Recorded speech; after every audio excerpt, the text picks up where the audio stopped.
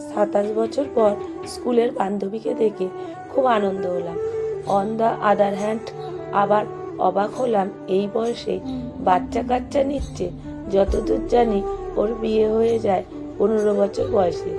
যে বছরে মাধ্যমিক দেয় সে বছর ও আমার সমবয়সী হবে, মানে 42। এতদিন কি তাহলে কোনো ইস্যু হয়নি? যাই হোক, আমার স্ত্রী একেবারে পাশের বেডে অচৈতন্য হয়ে আছে।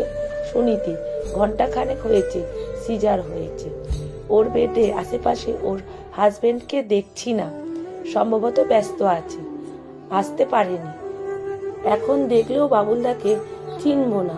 সেই বিয়ের রাতে দেখেছিলাম। ওর যে ভালো জায়গায় বিয়ে হয়েছিল শুনেছিলাম। অবশ্য বড়লোক না হলে নার্সিংহোমে সাধারণত কেউ আসে না। যাকে জ্ঞান ফিরলে কথা বলবো। 27 বছর পর কথা বলবো। ও যে প্রথম চিঠি আমায় দিয়েছিল তার কথা তুলব। শেষে হেসে বলবো, মনে মনে আমিও কিন্তু তোকে পছন্দ করতাম। পরের দিন ভিজিটিং আওয়ারে গিয়ে দেখলাম সুনতি ঘুমোচ্ছে। স্যালাইন খুলে দিয়েছে, মানে ও সুস্থ। ঘুমোচ্ছে বলে আর ডেকে তুললাম না। নার্সিংহোমে বেশি বলাও যায় না, রেস্ট্রিকশন আছে। স্ত্রীর সঙ্গে দরকারি কিছু কথা বলে নিজের সদ্যজাত পুত্রের ছোট মুখখানি অন্তত একদৃষ্টে 15 মিনিট দেখে বেরিয়ে এলাম। দীর্ঘ লড়াইয়ের ফল এই পুচকে। লিফটে নামতে নামতে হঠাৎ মনে পড়ল, তাই তো ওর পাশের বাচ্চাটি তো দেখলাম না, ছেলে হয়েছে না মেয়ে হয়েছে। তাই তো এই নার্সিংহোমে যা পরিকাঠামো, তাতে অন্য কোনো কোথাও বেবি রেফার করার দরকারই নেই। শহরের সবচেয়ে ভালো ডাক্তার এখানেই মেলে। এর বাইরে ভালো ট্রিটমেন্ট কোথাও আর পাওয়া যায় না। মনের মধ্যে কেমন যেন খচখচ করতে লাগলো। তবে কি ওর বাচ্চা অসুস্থ? পরের দিন একই সময় গিয়ে ভারী লজ্জায় পড়লাম। সুনীতি উঠে বসেছে এবং কাপড়ের তলায় বাচ্চাকে দুধ খাওয়াচ্ছে। তাড়াতাড়ি উল্টো দিকে মুখ করে স্ত্রীর সঙ্গে কথা বলে বেরিয়ে এলাম নার্সিংহোম থেকে। পরের দিন পুত্রকে বাড়ি নিয়ে যাব। মারাত্মক ধুমধাম লাফাতে লাফাতে ওপরে উঠে দেখলাম সুনীতি নেই।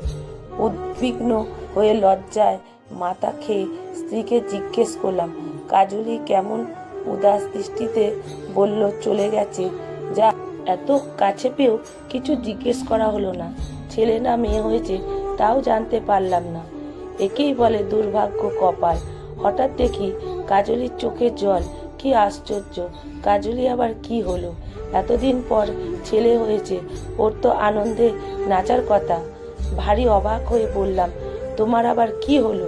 চোখের জল কেন? কাজলি ব্যথায় ঠিক মতন সোজা হয়ে বসতে পারছিল না। কোনো মতে আমায় ধরে উঠে বেডে বসে চোখ মুছে বলল, একবার মনে হয়েছিল আমার ছেলেকে ওর কাছে দিয়ে দিই। এ 3 দিন কি কষ্ট পেয়েছে ভদ্রমহিলা, কি বলবো তোমায়। আশ্চর্য হয়ে বললাম, ব্যাপারটা কি বলো তো? ওনাকে কালকেই তো দেখলাম বাচ্চাকে দুধ খাওয়াচ্ছেন। তোমার মাথা ঠিক আছে? কাজলি এবার অতি কষ্টে নিজের নাইটির আঁচলে আবার চোখ মুছে বলল, যমজ ছেলে হয়েছিল। স্বামীকে লিভারের অসুস্থ থেকে বাঁচাতে পেট ভাড়া দিয়েছিল। যাদের দিয়েছিল তারা বেবি নিয়ে চলে গেছে, কিন্তু আমি যে দেখলাম ছেলেকে দুধ খাওয়াচ্ছেন। কাজলি আর থাকতে পারল না, আমাকে জড়িয়ে হাউ হাউ করে কাঁদতে কাঁদতে বলল, ওটা একটা পুতুল ছিল। ধপ করে বসে পড়লাম কাজলি পাশে।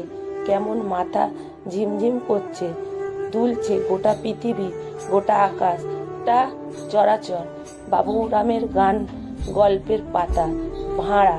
লেখা বাবুরাম মণ্ডল, পাঠে অনিতা ভট্টাচার্য।